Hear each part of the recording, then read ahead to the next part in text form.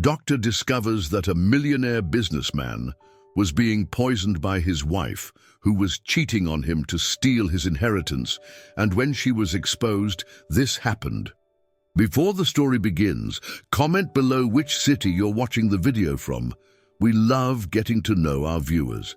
And of course, don't forget to subscribe to the channel so you won't miss more exciting stories. Enjoy the story and see you soon.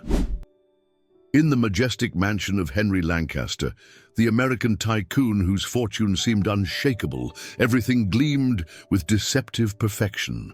The elegant Emily, his wife, strolled through the halls with a flawless smile, while Michael, Henry's best friend and trusted partner, reviewed confidential documents in the spacious study.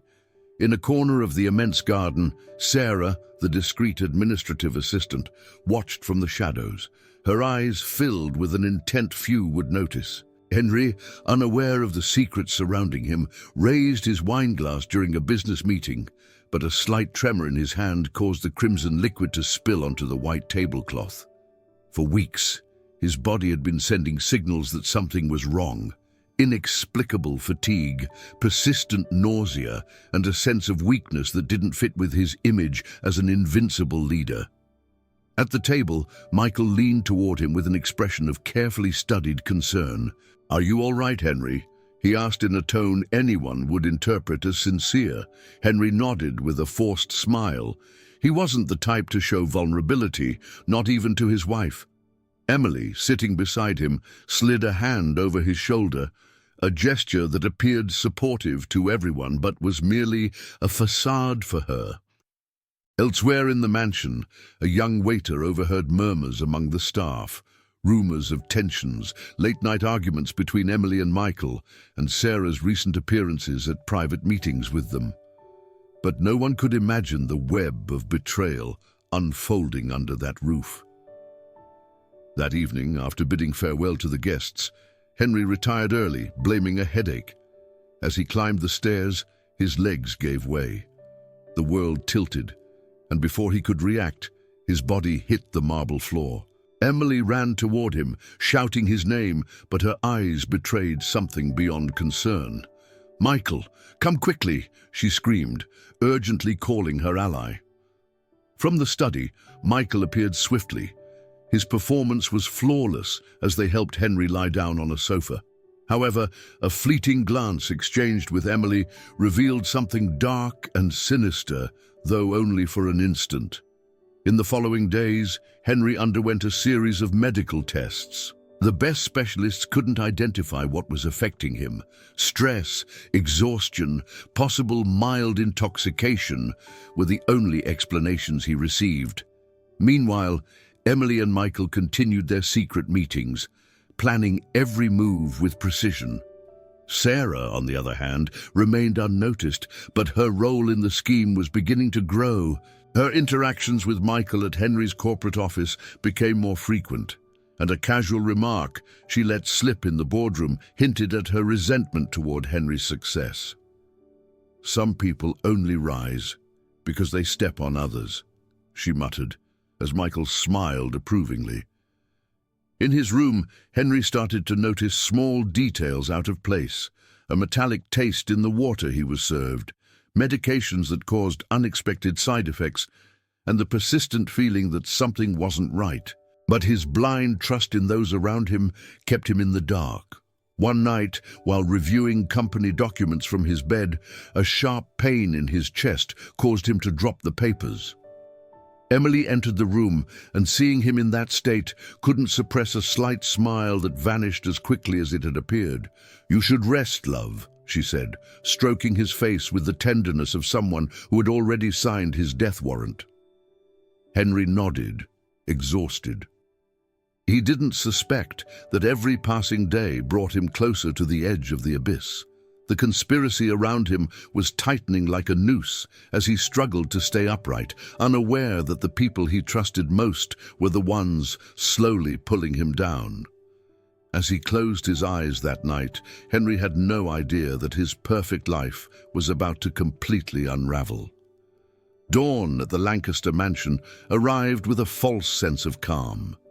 Sunlight illuminated the windows, but couldn't dispel the shadows lurking in every corner. Henry woke up in his large bed, his body heavy and his mind clouded with confusion. Emily entered the room with a forced smile, carrying a breakfast tray that Henry barely touched. "You should take care of your health, darling. You've been working too much," Emily said with calculated sweetness. Henry, drained, simply nodded. He couldn't confront his suspicions, though an inner voice was beginning to scream that something was amiss. Meanwhile, Michael arrived at the mansion early, using the excuse of urgent contracts to review. His constant presence served as a reminder of how deeply entangled he was in Henry's life. Elsewhere in the house, Sarah continued her administrative tasks. That morning, however, she took a call in the backyard, away from prying eyes. Her tone was cautious but determined. "Everything is going according to plan. He doesn't suspect a thing," she murmured into the phone, before hanging up quickly as she heard footsteps. Meanwhile, Henry visited the most renowned doctors in the city. MRIs, blood tests, genetic screenings. Nothing seemed to help. The answers were always vague, and his health kept deteriorating. Episodes of weakness became more frequent, as did chest pains and nausea. The uncertainty was consuming him, not just physically, but emotionally. Back at the mansion, a conversation in the study between Emily and Michael turned tense. "We can't keep waiting. If something goes wrong, everything will fall apart," Emily said, crossing her arms as she gazed out the window, as if fearing someone might hear. "Relax, Sarah is handling her part, and we'll do what's necessary when the time comes," Michael replied, his tone cold and ruthless. That very night, Henry had another episode. During dinner, a dizzy spell forced him to leave the table. He clung to the back of a chair, breathing heavily. Emily rushed to him with an act that bordered on perfection, while Michael followed with apparent concern. "Tomorrow we'll speak with another specialist," Michael suggested. "We can't let this get worse." But in Emily and Michael's eyes, there was no genuine concern, only a shared look of complicity that Henry failed to notice.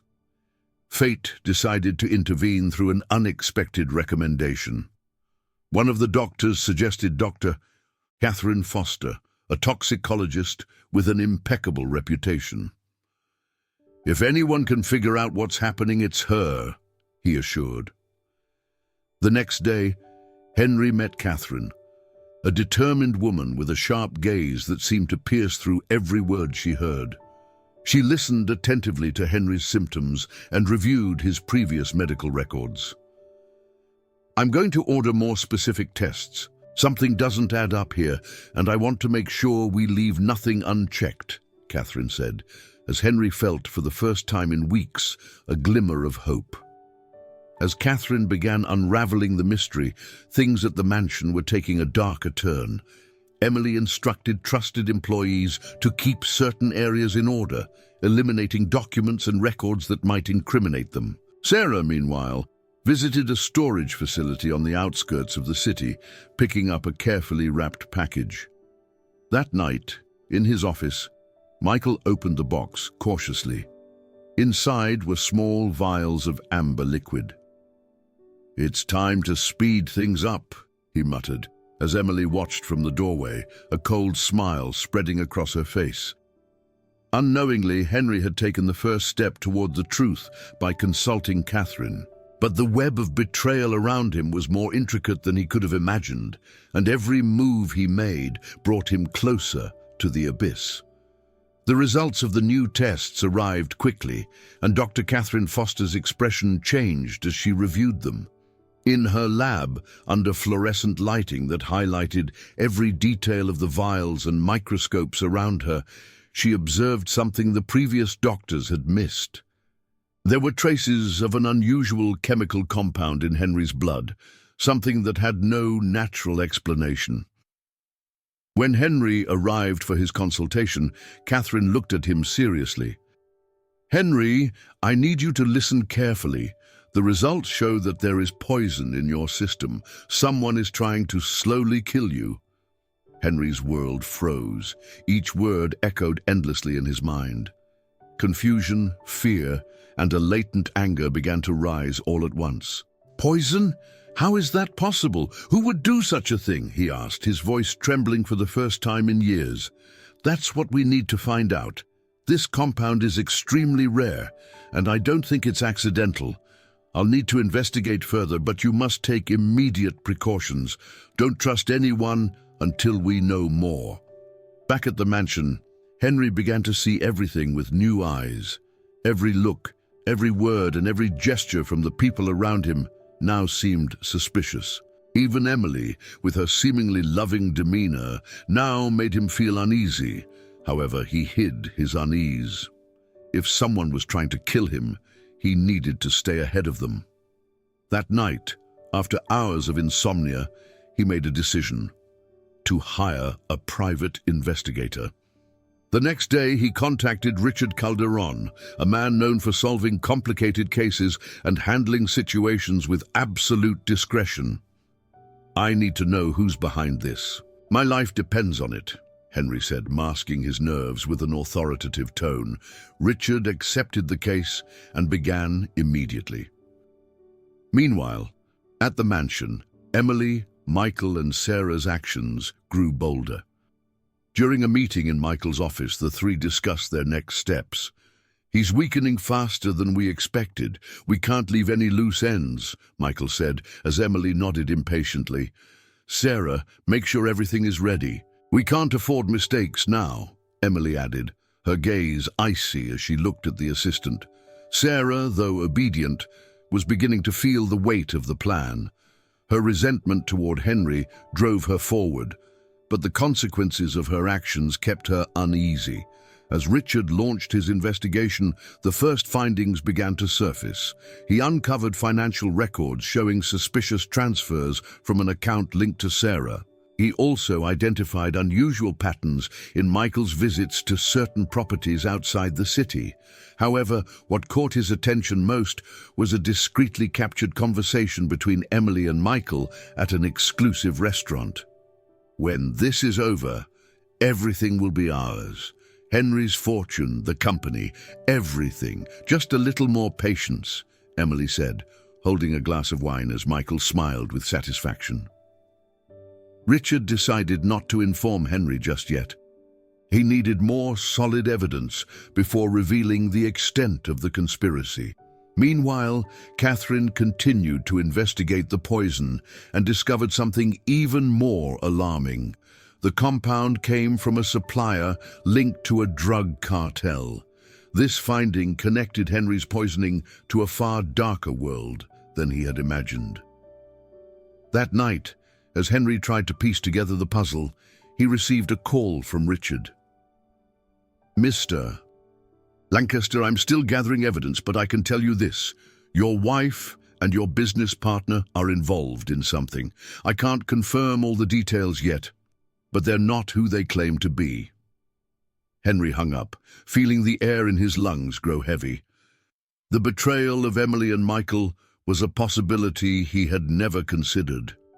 But now he faced the bitterest reality of his life. He decided to follow Richard's advice and maintain appearances. If he wanted to survive, he would have to outplay his enemies. In his bedroom, as Emily slept beside him, Henry stared at the ceiling, his eyes filled with determination. He didn't know how deep the abyss he had fallen into was, but he was resolved to climb out of it no matter the cost. The Lancaster mansion's facade remained impeccable, but inside, the cracks were beginning to widen. Henry, still weakened, feigned ignorance as he watched every detail, every suspicious movement. Richard's words echoed in his mind. Emily and Michael were not who they seemed. That morning, as Emily prepared breakfast, Henry watched her from the table. Her smile, which once seemed comforting, now felt like a mask concealing the truth. "Are you feeling better today?" Emily asked, placing a glass of juice in front of him. Henry hesitated for a moment before nodding. "Yes, a little better. Maybe I should return to the office soon." "There's no rush, darling. Michael can handle everything while you recover," she replied without looking up. The words, though sweet, were like a dagger to Henry. His life, his company, everything he had built seemed to be slipping away while his own wife encouraged him to stay on the sidelines. Meanwhile, Richard continued to uncover the hidden connections among the conspirators. He spent days reviewing financial records, intercepted conversations, and suspicious activities. That's when he found something that confirmed his worst suspicions. Emily and Michael had been involved in a secret affair for years. In a discreet cafe in the city centre, Richard met with Henry to share what he had uncovered. "Mr. Lancaster, there's no easy way to say this. Emily and Michael are having an affair, but that's not all. I've also found evidence that they're involved in illegal financial activities, and Sarah appears to be helping them from the inside." Henry listened in silence, each word hitting like a hammer. His mind filled with questions, but only one truly concerned him. How far were they willing to go? Meanwhile, at Lancaster Corporation's headquarters, Michael and Sarah were having a conversation in his office. "Richard Calderon is investigating. We can't let him uncover too much," Michael said, his tone low and menacing. "I'm doing my part." "He won't find anything that could implicate me," Sarah replied, though a drop of uncertainty betrayed her confidence. But things weren't going as smoothly as they thought. Richard, always a step ahead, had already begun linking Sarah to someone who had remained in the shadows until now. Carlos Gutierrez, a powerful cartel leader with a history of conflicts with Henry. At a nighttime meeting in an abandoned warehouse, Sarah came face to face with Carlos. His imposing presence made it clear he wouldn't tolerate mistakes. "You said this would be quick. I don't like waiting, especially when there's so much at stake," Carlos warned, lighting a cigarette. "It's working. He's already weak. We just need a little more time," Sarah responded, trying to stay calm. Carlos nodded, but his eyes made it clear that excuses didn't interest him. Back at the mansion, Henry continued to play his role, but the tension was mounting. One night, while Emily was on the phone in the garden, Henry overheard her mention his name in a tone he didn't like. The words "plan" and "Michael" mixed with whispers he couldn't fully decipher. That same night, he received another call from Richard. "There's more, Mr. Lancaster. The poison being used against you comes from a supplier connected to a drug cartel, and I believe Michael and Sarah are working with them." Henry clenched his fists, feeling as though the ground beneath him had vanished. The conspiracy wasn't just personal, it now involved a danger far greater than his wife and partner's betrayal. But instead of succumbing to fear, Henry began to devise a plan. He knew he was facing ruthless enemies, but he also knew the key to defeating them was to wait for the perfect moment to strike. In the meantime, he would pretend to know nothing. In his room, as Emily slept beside him, Henry wrote a note and hid it in a secret place. It was a reminder to himself. The truth always finds its way, and so will I. The fog of betrayal engulfed every corner of Henry Lancaster's life. While he maintained appearances, the poison continued to weaken him, working silently against him. However, he now knew his enemies: Emily, Michael, and Sarah. What he couldn't ignore was the new threat Richard had revealed. Carlos Gutierrez, a man as dangerous as he was unpredictable. At Lancaster Corporation's headquarters, Michael reviewed documents positioning him as the next CEO once Henry was out of the way. His ambition knew no bounds. Meanwhile, Sarah discreetly delivered packages with instructions for key employees who would benefit from the leadership change, ensuring her network of allies was ready. "Everything is under control. Henry doesn't even suspect how much ground we've gained," Michael assured Emily in a phone call from his office. "Don't get overconfident. Richard Calderon is still a threat. What if he discovers our connection to Carlos?" Emily asked, her tone laced with anxiety. Carlos won't leave any traces. He's too smart for that. We need to focus on speeding up the process. Henry is weaker every day. At the mansion, Henry began implementing a strategy he had devised with Richard.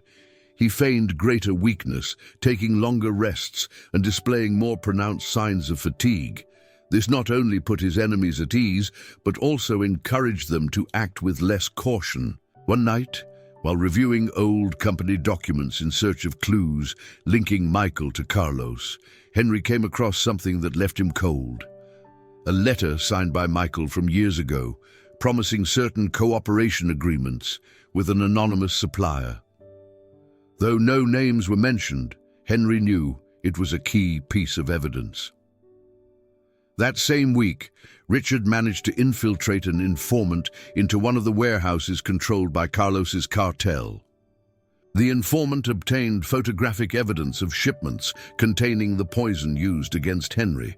Additionally, he found records showing a series of meetings between Sarah and a cartel intermediary.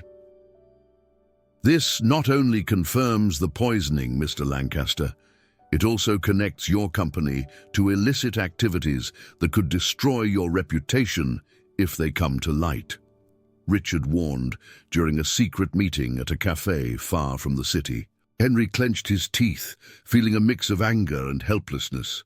So they don't just want my fortune, they want to ruin my legacy. Richard nodded.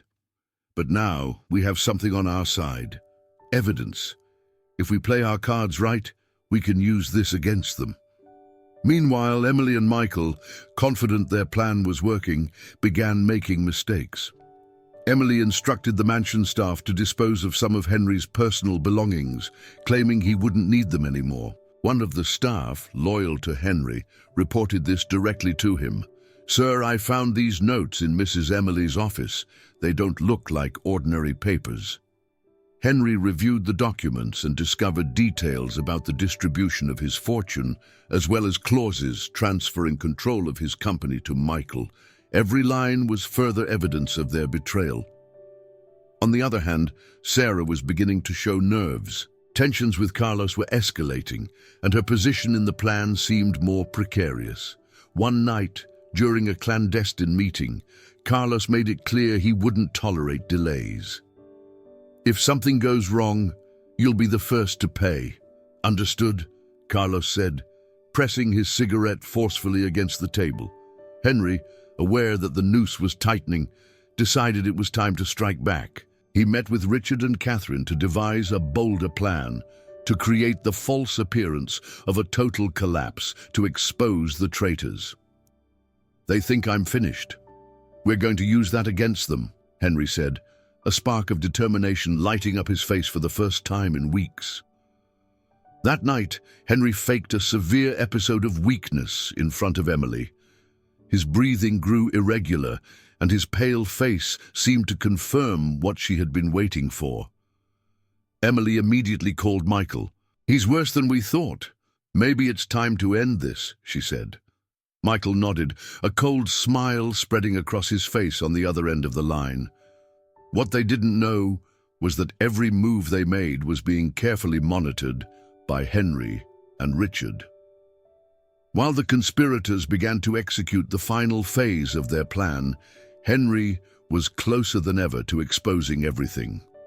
The Lancaster mansion became the perfect stage for a game of deception and strategy.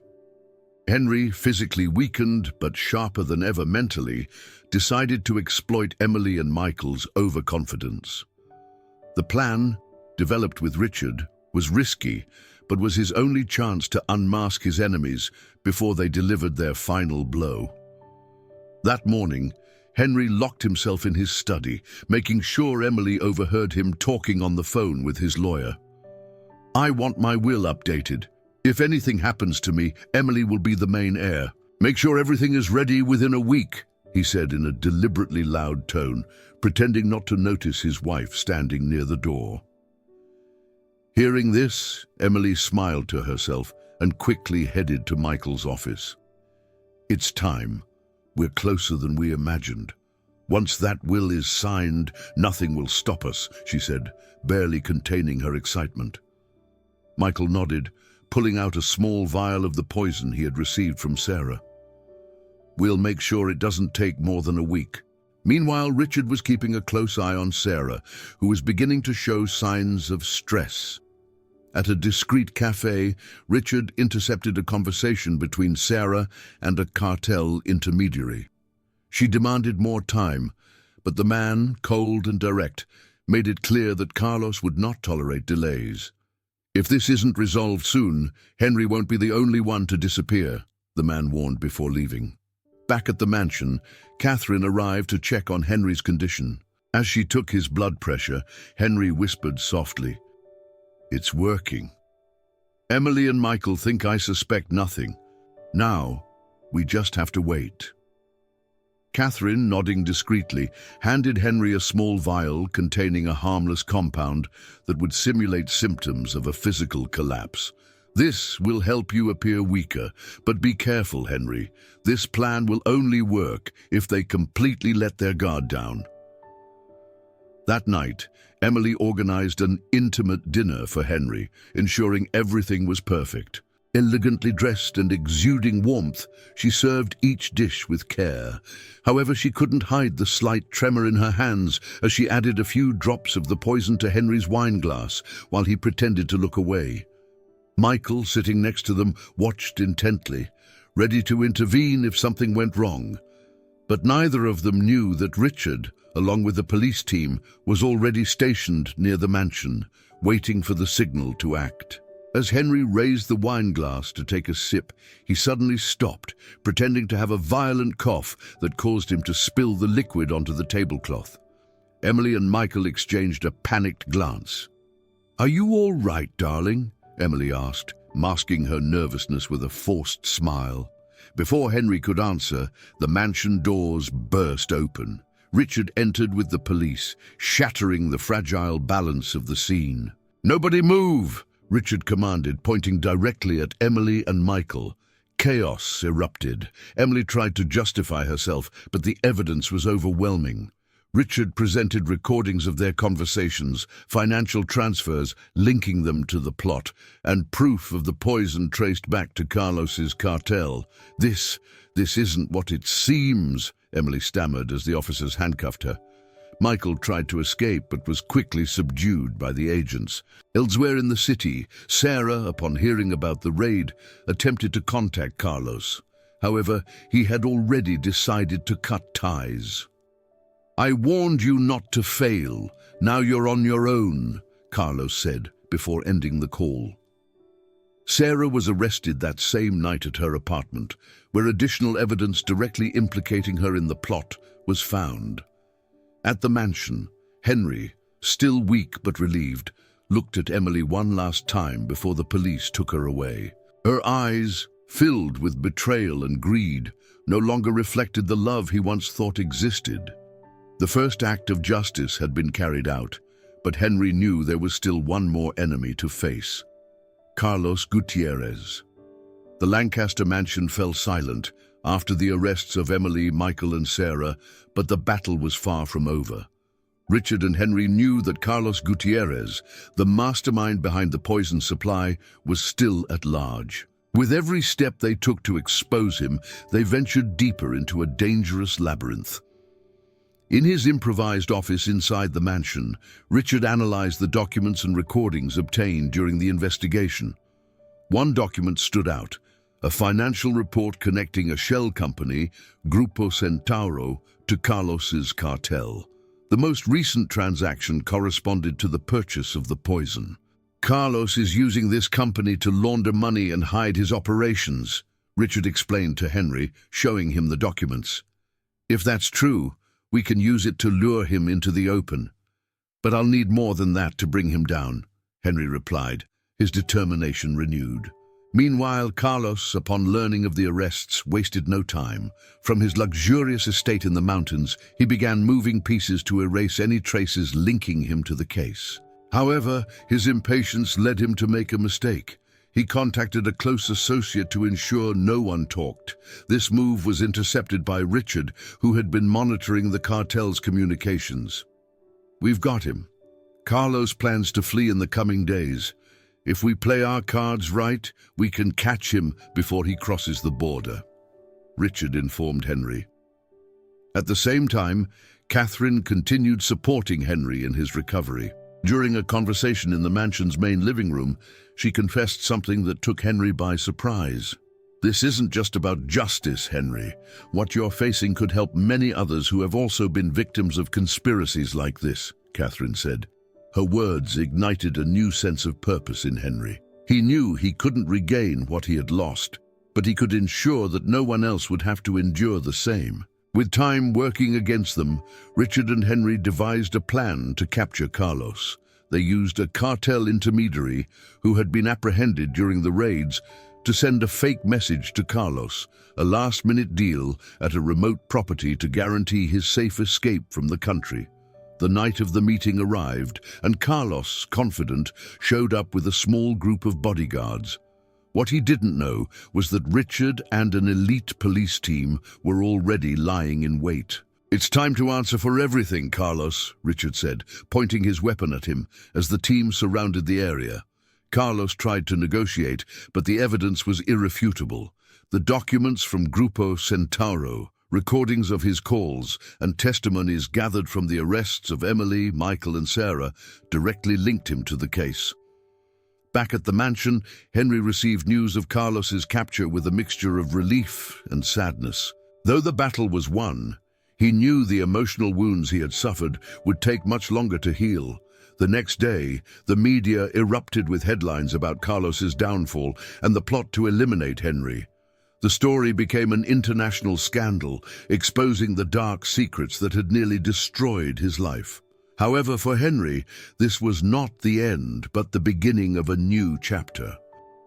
Carlos Gutierrez's arrest marked the beginning of the end for everyone involved in the plot against Henry Lancaster.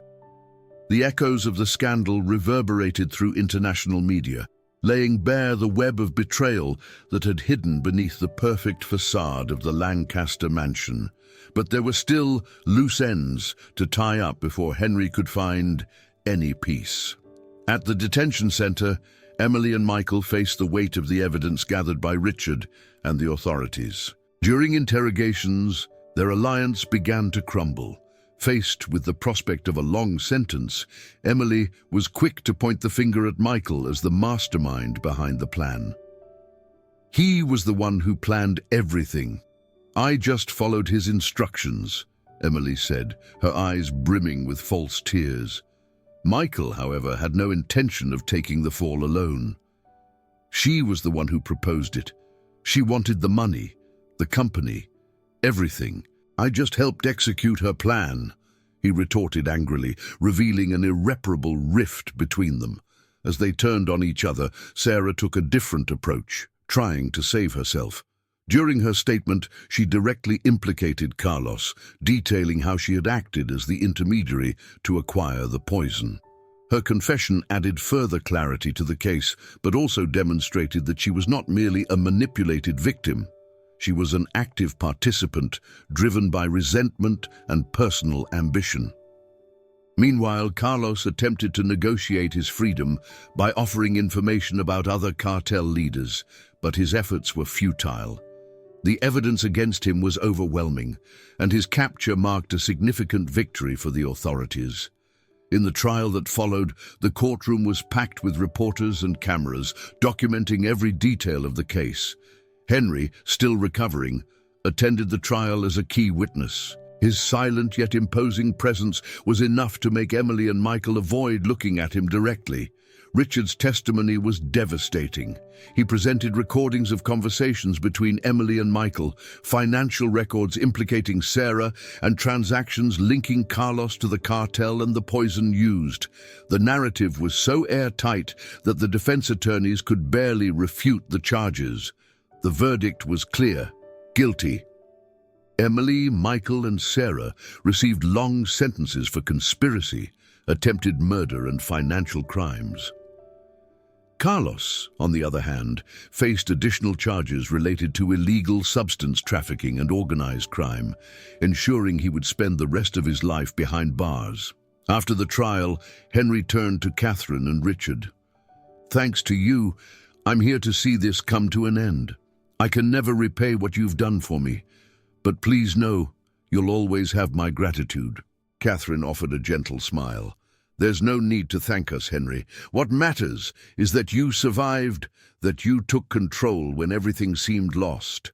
Now you have a second chance." In the days that followed, as the world continued to talk about the case, Henry began taking the first steps toward a new stage of his life. Though the scars of betrayal remained, he now had clarity about what truly mattered, rebuilding his life and helping others who, like him, had been victims of the unrestrained ambition of those around them. With the conspirators behind bars and the case making global headlines, Henry Lancaster finally began to confront the emptiness left in the wake of the storm. The mansion, now free from the shadows of betrayal, felt eerily quiet. While justice had been served, the scars of his experience ran deep. Henry spent his mornings reviewing company documents, working to reorganize what Emily and Michael had tried to destroy. Yet each line of text reminded him of the trust he had placed in them and how they had abused it. During these moments, Catherine became his greatest support. "You don't have to face it all at once, Henry. It's a process, and it's normal to feel lost," she told him one day as she checked his blood pressure. "I lost more than my health, Catherine. I lost my faith in people. It feels like everything I built has no meaning," Henry replied, revealing a vulnerability he rarely showed. Catherine looked at him with both gentleness and firmness. "What you built does have meaning. That's why they wanted to take it from you. But now you have the opportunity to redefine it. No one can take that away from you." Her words resonated with Henry. He began to think about how his experience could become more than just a personal tragedy. Inspired by his conversations with Catherine and the idea of helping others, he decided to create a foundation to support victims of similar crimes. "I want this foundation to be a beacon for those who have lost everything to greed and betrayal," Henry said during a meeting with his legal team. "If my experience can prevent others from going through the same, it will have been worth it." Richard, still in contact with Henry, also offered his help. "That's a great idea, Henry. If you need support investigating cases or helping people in tough situations, count on me," Richard said. As the foundation began to take shape, Henry focused on recovering his physical and emotional health. Catherine accompanied him on this journey, motivating him to find balance between work and his personal well-being. A connection began to grow between them, one that went beyond mere professionalism. One afternoon, as they walked through the mansion's garden, Catherine stopped and looked directly at him. "What's next for you, Henry? You're no longer facing this problem alone. Now you can think about yourself, about what you truly want." Henry reflected for a moment before answering. "What I want is to find purpose. For so long I thought my company was all that mattered, but now I understand that true wealth lies in the people around you. I want to rebuild my life, but this time in a way that truly means something." Catherine smiled, and in that instant, Henry felt something he hadn't experienced in a long time: hope. Though the wounds of betrayal still lingered, Henry began to see the world through new eyes. He was determined not to let the past define his future. Instead of focusing on what he had lost, he now concentrated on what he could build. Justice had been served, but the most important thing for Henry was that he was finding his path to recovery. His relationship with Catherine, built on trust and mutual respect, grew stronger with each passing day. Together, they were ready to face whatever came next. The Lancaster mansion, now renewed by its tranquility, reflected the transformation Henry had undergone. The scars of betrayal remained, but they no longer defined him. A new purpose guided his life. The foundation he had created in partnership with Catherine. The organization, named Renaissance Rebirth, was designed to help victims of complex crimes and conspiracies rebuild their lives. At the inaugural event for Renaissance, Henry addressed an audience filled with people, journalists, and prominent figures in the business world. His speech wasn't that of a magnate who had regained his fortune, but of a man who had found meaning in his pain. A few months ago, I thought my life was over. I lost faith in the people I loved most and faced a betrayal I could never have imagined. But today, I'm here, not to lament what happened, but to ensure others don't face the same. The applause that followed was deafening. Among the attendees, Catherine watched Henry with a mix of admiration and affection. She knew how much it had cost him to reach this moment and couldn't help but feel proud to be part of his transformation. After the event, Henry and Catherine strolled through the gardens of the venue where the ceremony had been held. The night was peaceful and the building's lights reflected a sense of hope. "I never thought I'd be here after everything that happened," Henry confessed, gazing at the stars. "And yet here you are, proving that even in the darkest moments, there's room for resilience," Catherine replied, briefly taking his hand. Over time, the relationship between Henry and Catherine became a cornerstone for both of them. What began as a professional connection evolved into a deep partnership built on respect, admiration, and eventually, love. Together, they worked to expand Renaissance and helped hundreds of people who had lost everything to betrayal and conspiracies. At a foundation meeting, Richard joined the team as a security and investigative advisor. "I couldn't stay out of something this important. If we're going to change lives, I want to be here to do it," he said, shaking Henry's hand. Henry's life, though marked by pain, now had a new purpose. He found fulfillment in every case they helped solve, in every life they managed to transform. Most importantly, he discovered that he could trust again, not just in others, but in himself.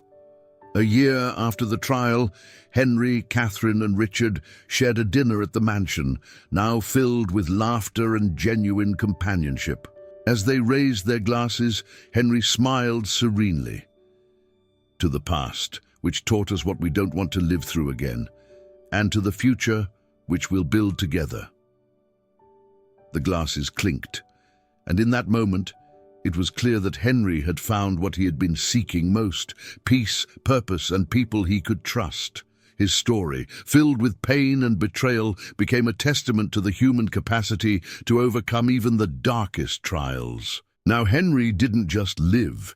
He was reborn every day, dedicating his life to turning pain into strength and loss into an opportunity to rebuild. Thank you for reaching the end of this incredible story of betrayal, justice, and redemption. Henry Lancaster's life showed us that even in the darkest times, there's always an opportunity to rise again and find a greater purpose. Nai, what would you do if you discovered the people you trusted most were conspiring against you? If you enjoyed this video and want more stories filled with unexpected twists and intense emotions, don't forget to like, subscribe to our channel, and hit the notification bell so you never miss our next content. Every week, we share gripping stories that will keep you on the edge of your seat. Now, we want to hear your thoughts.